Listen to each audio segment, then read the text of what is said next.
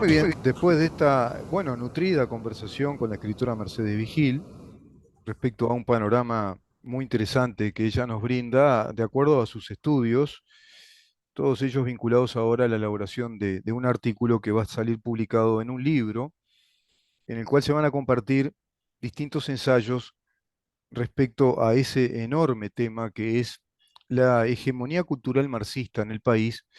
Y bueno, ¿desde dónde? ¿Desde cuándo? ¿Cómo? ¿De qué manera se desarrolló toda esa hegemonía cultural que va a cooptar la intelectualidad uruguaya, que va a cooptar a las editoriales, las publicaciones, los premios literarios, los premios respecto a ensayos de pensamiento también, y así las distintas publicaciones, medios de prensa, y todo ello, digamos que permeando hacia los contenidos curriculares de la universidad, para la formación de carreras que son de altísima sensibilidad para la, digamos, formación de la ciudadanía, y especialmente de la ciudadanía calificada en una república, en un Estado de Derecho.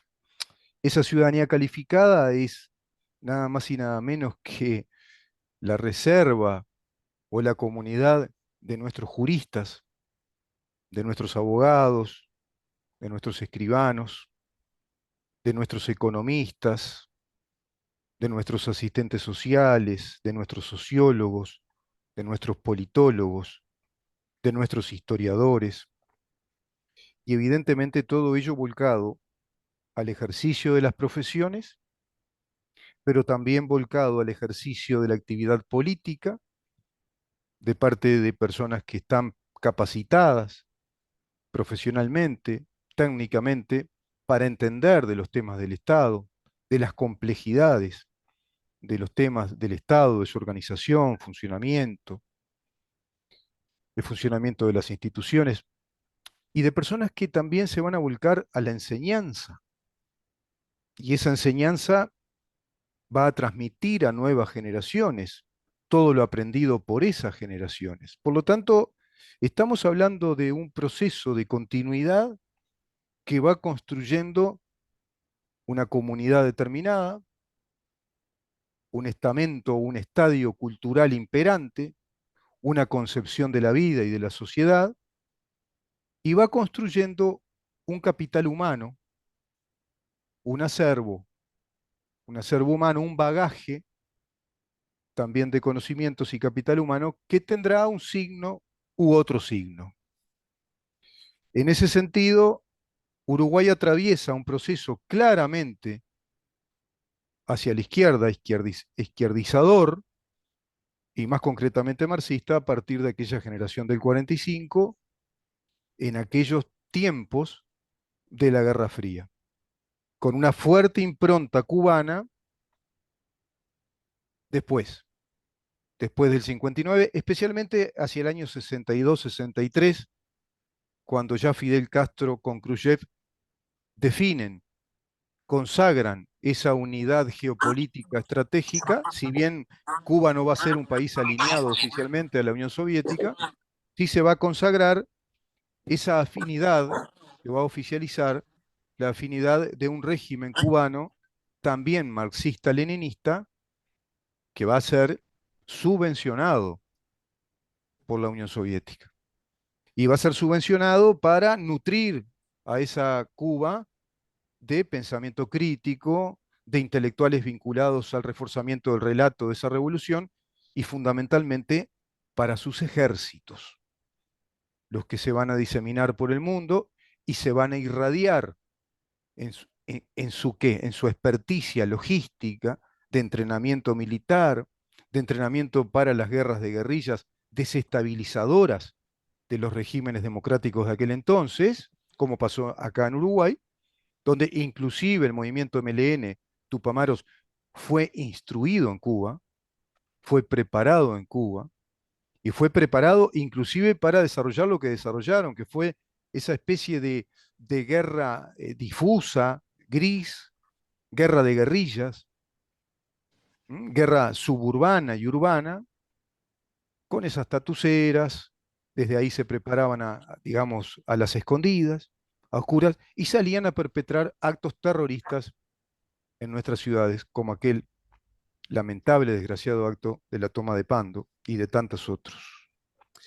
Evidentemente, ese Uruguay no se reconoce con el anterior. Hay un punto de quiebre, una fractura, y comienza un Uruguay que va a nutrir de pensamiento marxista, inclusive te diría de un pensamiento marxista no tan explícito, sino construido en un relato de la formación de las ciencias sociales, inclusive del derecho, donde se va a impenetrar de mucha teoría neoconstitucionalista a los alumnos, para que de algún modo nuevas generaciones eso lo tengan naturalizado, como si fuera por ósmosis, y reflexivamente asimilado como que fueran procesos virtuosos o virtuales de un avance de los derechos. Y hoy tenemos en nuestra América Latina y en Uruguay clarísimos ejemplos y componentes de un Estado marxista cultural que persiste y que lamentablemente uno va viendo que a raíz de la carencia de cambios en cuanto a políticas de centralidad de Estado, parece más bien una administración que está siendo sustentable al Estado marxista cultural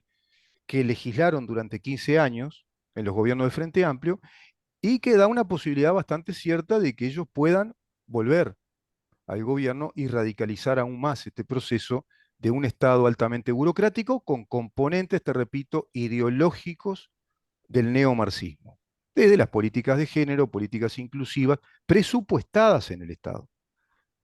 Uno no está en contra de movimientos LGBT en sí mismo. Yo no estoy en contra de ninguna condición humana, pero cuando eso se corporativiza y se lo incluye en los presupuestos del Estado, estamos ante la bipolaridad de un gobierno que te dice, vamos a reducir los gastos del Estado, vamos a cuidar las finanzas, pero por otro lado se dilapidan recursos, millones y millones de dólares, para este tipo de instituciones que no son productivas de riqueza, no producen riqueza, simplemente están integrándose a una ideología que nos plantea un tipo de sociedad que muchos uruguayos no queremos, que sea de esa manera con derechos colectivos, ¿no? Derechos sociales, cuando en el derecho, me está escuchando Conrado, él como hombre de derecho lo sabe muy bien, no hay derechos sociales colectivos, los derechos son individuales, porque el derecho individual es el que permite concebir al ser humano o a la institución concebida como una unidad, una persona jurídica, como un eje de obligaciones y de derechos, de garantías y obligaciones en esa interrelación de individuos, que es lo que da la razón de ser de un Estado democrático republicano. ¿Cómo te va, Conrado? Gracias por estar ahí con ¿Cómo, nosotros. cómo andas, Rubén? Como siempre, un Bien. placer. Un placer escucharte, escuchar tu columna y obviamente siempre a uno lo deja pensando, ¿no? Obviamente muchas cosas que compartimos, algunas capaz que podemos tener algún matiz, pero la mayoría compartimos y, es muy importante que se den señales fuertes en lo que tiene que ver con los derechos individuales. Yo comparto tu conclusión. La Constitución es muy clara, a pesar de que algunos derechos individuales terminan siendo de alguna manera como derechos colectivos, pero desde la mirada individual, desde la mirada del ser humano, ¿no? Claro. Más que desde el individualismo que querría decir de que no tenemos una mirada con respecto al otro, ¿no? Al prójimo. Mm, Eso no es así. En la medida que se aseguren derechos y garantías para el individuo, el ser humano, mm. también se están asegurando derechos para toda la sociedad. Y Exacto, yo lo miro desde ese punto de vista. exacto. Así que bueno, comparto lo que tú estabas diciendo ahora al final. Ujú, Eh, Así que bueno, en esas miradas que tenemos que tener sobre los derechos de las personas mm, es donde el Estado, el gobierno, tiene que seguir avanzando, mm. porque las conquistas nunca terminan. No, Y máxime en una sociedad tan cambiante como la que tenemos nosotros y el mundo entero, donde van generándose nuevas necesidades y nuevas problemáticas y donde hay que actuar.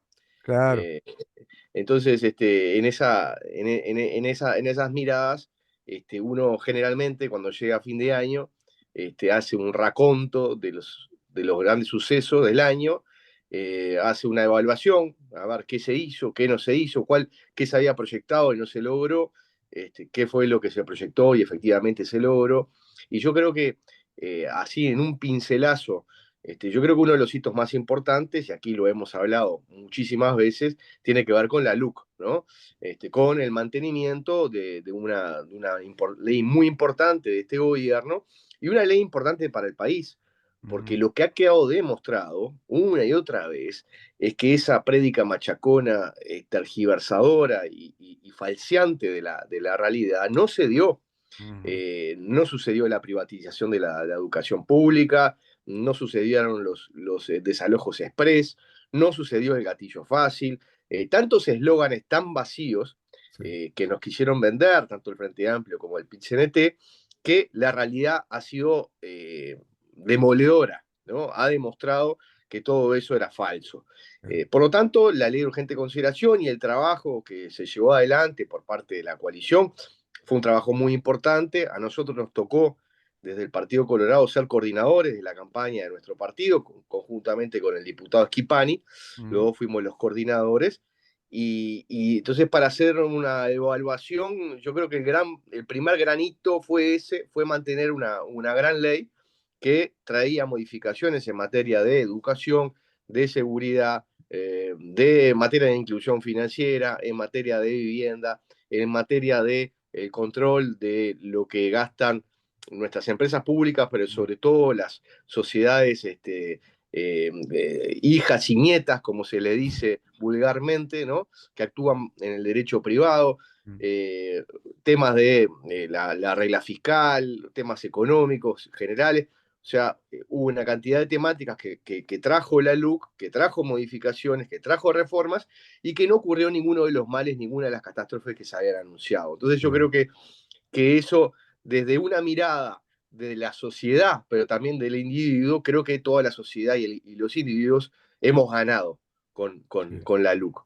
Eh, Después, Lo reconoce, ¿no? La sociedad eso lo va reconociendo, lo va yo, viviendo. yo pienso que sí. Yo Viste que pienso está que el sí. discurso de ellos del hambre y la pobreza y uno sale, se percibe, y ve los bares, restaurantes llenos de gente, las calles que no dan más de coches, los shopping, los supermercados, es decir, 58.000 puestos más de trabajo, el Exacto. déficit fiscal que quedó en 2, tanto por ciento cuando era un 5 al asumir Exacto. este gobierno, no se incrementó una deuda exponencialmente como hicieron ellos como deuda externa, no se apeló en la pandemia a la cuarentena obligatoria, por ejemplo. ¿M? Así es. Un montón de Bueno, hallazgos que... por eso está bueno hacer el raconto, porque si no, a veces nos empantanamos en algunas Y te discusiones. estás olvidando de algo, ¿eh? Bueno, me olvido de muchas cosas, No, pero hay obviamente. una muy importante, ¿eh? Y trabajaste bastante en eso, ¿eh? Y Las bueno, elecciones juveniles. bueno, no, pero iba a eso, tú Ah, sabes. Tengo acá una ayuda a memoria y tengo las elecciones juveniles. No, pero antes de las elecciones juveniles te quería decir, eh, para mí la LUC, el mantenimiento de la ley fue un hito muy importante de este año. El otro hito, yo lo viví de cerca porque trabajé en eso, que fue la rendición de cuentas, que a veces no se nota cuáles son los efectos de una rendición de cuentas, pero son muy importantes porque se hacen modificaciones presupuestales y allí se establecen las prioridades que tiene un gobierno, que tiene el Estado, y en esa materia vino una rendición de cuentas con un incremento presupuestal focalizado en políticas, sobre todo sociales importantes, como puede ser la de la educación, sin duda, tiene componente social, ni que hablar, sí, la salud, también el tema de la seguridad, se le dieron recursos nuevos al Ministerio del Interior, pero hubo una innovación que fue justamente la ciencia, la tecnología, la innovación, donde se otorgaron recursos especiales, donde los diputados en el trabajo parlamentario logramos adicionarle 5 millones de dólares más a lo que estaba establecido, y eso creo que fue algo importante. Esperemos a partir del 1 de enero del ujú, año que viene, que es cuando empieza la vigencia de la ley, bueno, que esos efectos se vayan viendo en la sociedad. Obviamente, la apuesta a la ciencia, la tecnología y la innovación demora más los resultados, pero es muy claro de que hay que ir plantando la semilla para que termine germinando, ¿no? sí, Y creo que quedó demostrado con la pandemia que la ciencia fue muy importante. sí, Entonces, este fue el segundo granito a mi juicio, mm, donde nosotros particularmente hicimos muchas propuestas, pero entre ellas la principal era la derogación del adicional del Fondo de Solidaridad, mm, algo que veníamos trabajando desde el año 2017. Se logró a medias, porque se terminó derogando el 50% del impuesto, con el compromiso que a partir de la nueva administración se va a derogar el otro 50%. Esperemos que mm, eso se pueda lograr. Este, ahí nos quedó algún sinsabor, porque obviamente nos hubiera gustado toda la derogación completa, y creo que en diputados la discusión no fue la correcta y no se enfocó correctamente mm, por parte de algunos legisladores y por parte de algún partido, pero creo que es un hito importante, porque lo que implica es que ante la prédica que mm, hemos tenido constantemente, bueno, mm, tuvo algún efecto, ¿no? mm. Y estamos hablando de la derogación de un impuesto que en este país, para derogar un impuesto, capaz que es más fácil salir campeón del mundo que derogar un impuesto, ¿no? Sí, Es lo sí. que lo que te Mirá, digo. mirá lo que me decís. Este, Sí, sí, sí. eh, entonces yo creo que eso fue bien importante. Y el tercer granito, y ahí sí nos comprende la general de la ley, pero sobre todo lo que es en nuestra casa, la Mm, elección de jóvenes del partido fue una gran elección, mm, donde la hicimos con toda una nueva metodología, con la informática aplicada a lo claro, electoral. Esto es, tenemos, conseguimos un software que lo hizo un militante, que realmente fue muy bueno, que por ejemplo implicaba de que si tú ibas a votar en un circuito, te ingresaban la cédula y si ya habías votado, le saltaba en la computadora que ese votante ya había votado en tal circuito. ¿Ya? buenísimo. Entonces, eso mejoró los tiempos, para poder tener un escrutinio mucho más rápido, la Claro. adjudicación de los lugares, a las convenciones mucho más rápido, mucho más ágil, porque como se vota observado y se tenía que verificar la identidad del elector, bueno, a través de este sistema que fue novedoso y que creo que el partido ahí actuó realmente con una transparencia Ajá, muy, muy, muy grande. Y la participación de los jóvenes, claro. participaron como candidatos aproximadamente 10.000 jóvenes, ¿no? Ujú, Que es algo lindo, ¿no? Es algo sí, sí. Es precioso una fiesta que cívica, porque además los no, que van a votar porque tienen ganas, no es obligatorio. Eso hay que destacarlo, ¿no? Es un hecho voluntario de participar. y se dio en el ámbito de ¿Cuántos los fueron? partidos 35.000 tradicionales. más o menos. En esta elección fueron 26.000, 26.000. 26.000, que es una buena votación. Obviamente, si uno siempre espera poder votar mejor, pero creo que habida cuenta de las circunstancias generales, y que creo que nosotros tenemos que seguir mejorando, por ejemplo, en establecer circuitos en muchas más localidades del país. Hubo muchas localidades del país que no había circuito, entonces era muy difícil el traslado para los jóvenes, ¿no? De una ciudad del interior hacia otra ciudad para poder votar, que Seguro. trasladar 50 kilómetros. Entonces, el partido tiene que mejorar en esa inserción territorial, para permitir canalizar todos aquellos que quieran participar. Y circuitos Este, digitales. Está el recurso en esta época. bueno, ahí hay toda una discusión, Te voy a pasar una habrá que, idea. Te voy a pasar ha- una idea. habrá Después, que darla. te voy a pasar una idea. Capaz que ya lo están implementando, lo hicieron.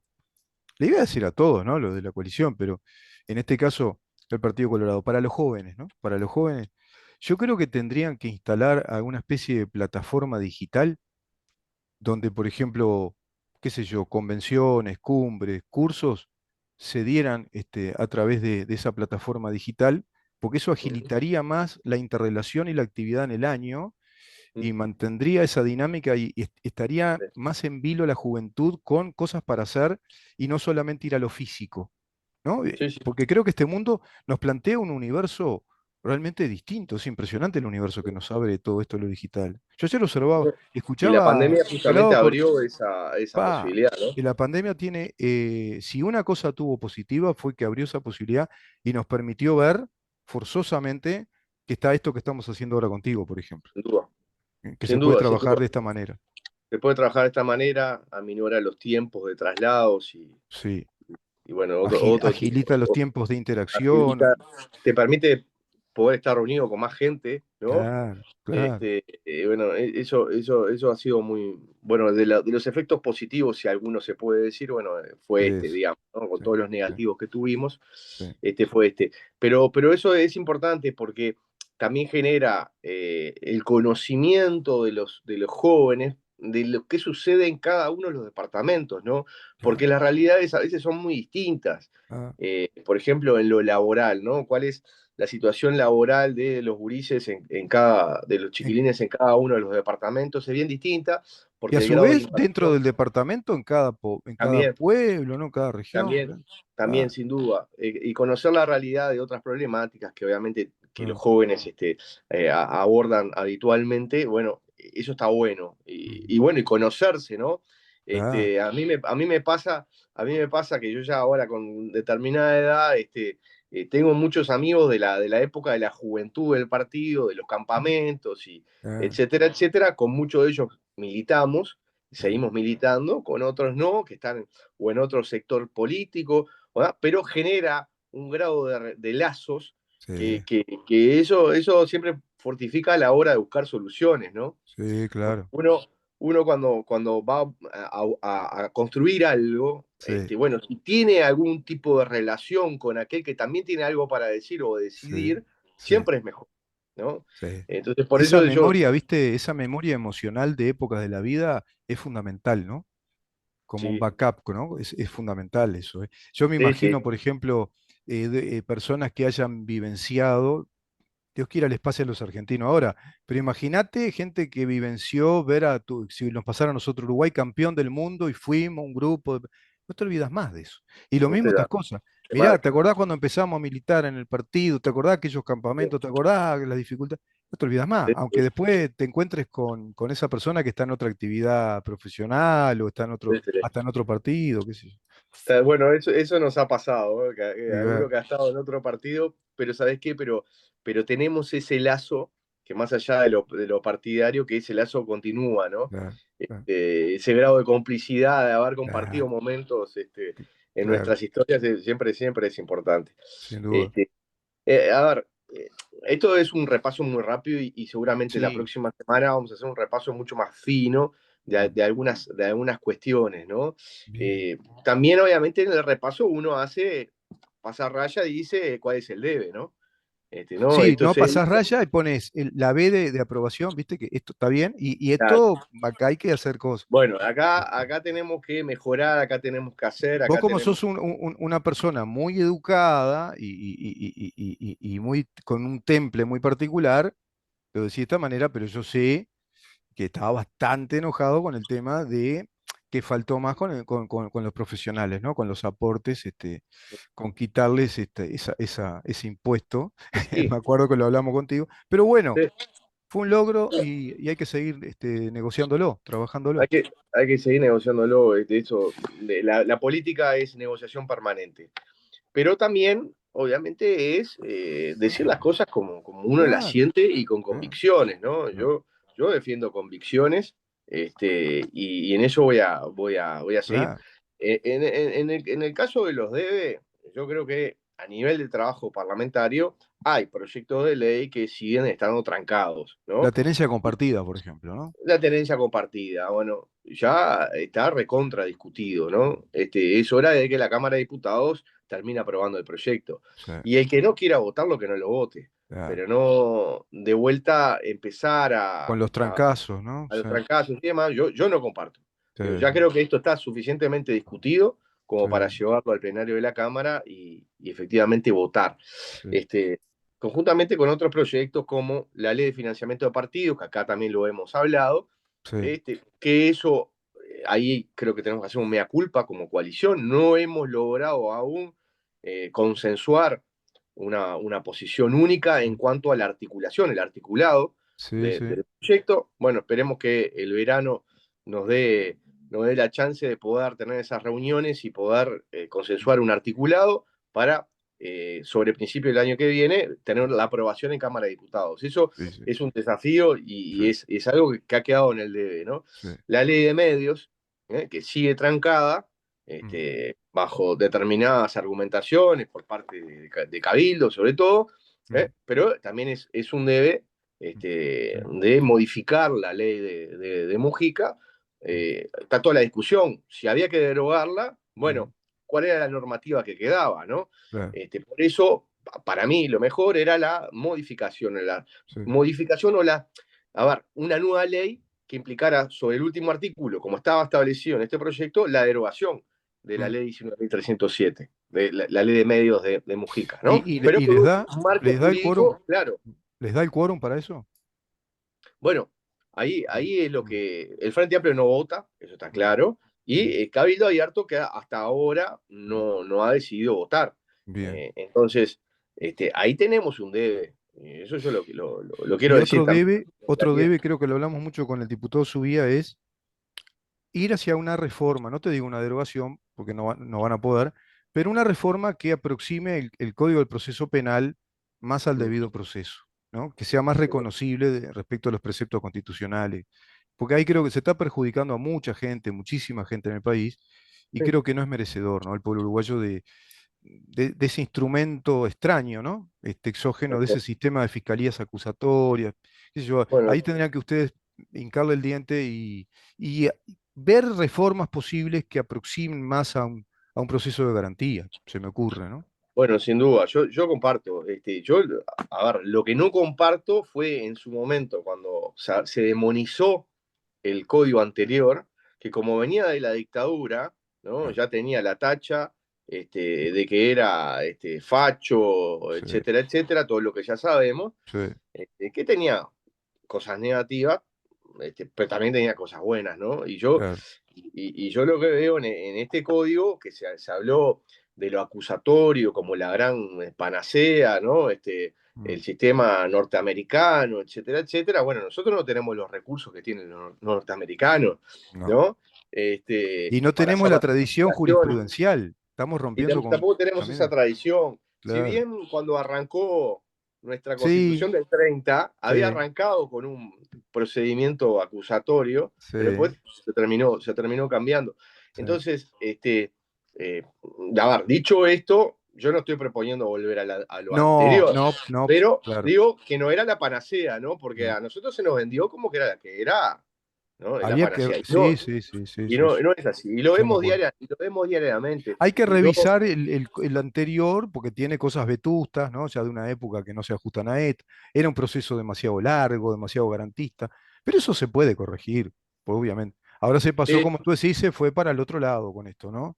mirá, Es- hubo en el año 97 o 98 un proyecto de ley que había sido aprobado, que fue un proyecto presentado por, tú recordarás, el fiscal de corte, Peri Valdés, Sí. en su momento, que era como un sistema mixto entre lo acusatorio y del principio inquisitivo, y que no era un mal código, porque era un código, se había aprobado, pero la vigencia, se había decretado una vigencia sine die, o sea, Mm, no iba a empezar a aplicarse hasta que no se decidiera que se aplicara, ¿no? claro, Para sí, ponerlo sí.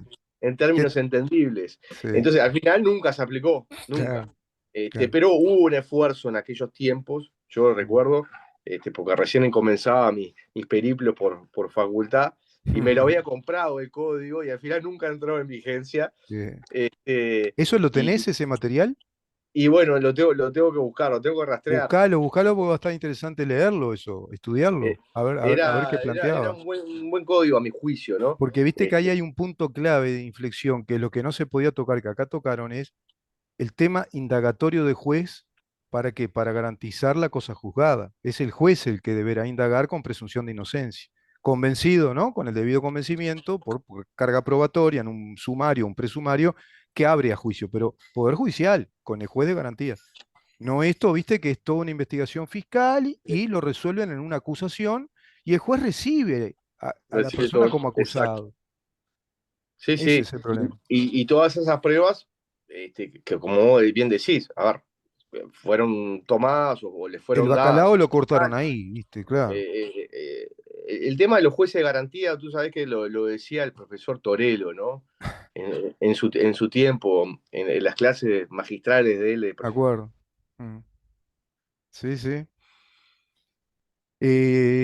Claro, es muy factible aplicarlo, ¿eh? Porque en esta época, con tanta modernidad tecnológica, no es Sí. necesario ir a algo tan largo, ¿no? Bueno, por eso, a ver, Bueno, yo no soy un experto en la temática, y en esto le doy la derecha a Gustavo, que sabe mucho más que yo del tema proceso penal, yo con este, Gustavo porque, hablo mucho de este tema. Ujú. porque ha estado metido, obviamente, durante Mm. muchos años, pero creo que, a ver, que se pueden hacer cosas, y eso Sí, es lo se más pueden. importante, digo, se Sí, pueden sí, hacer cosas. sí, Digo, sí, así que ahí trataste otra reforma pendiente, y sí. te diré una propuesta que no es nueva y tampoco pretende ser innovadora porque no lo es, porque ya ha sido propuesta muchas veces, que es la baja del IRPF y del IAS, Eh, también Subía sí, lo ha hablado. también. Nosotros lo propusimos durante la campaña electoral, Mm. o sea que estamos hablando del año 2019.